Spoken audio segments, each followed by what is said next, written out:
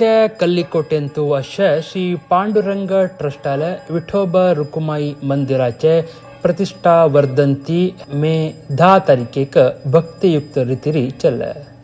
श्री साई गिरीधर हांणी संघातीन मेळणू श्री पांडुरंग भजना मंडळीच्यो तशीची श्रीमती सुचिता कामत हांणी संघातीन मेळणू रकुमाई भजना मंडळीच्यो भजन कार्यक्रम चंद रितीन चलोवन वेल्ले.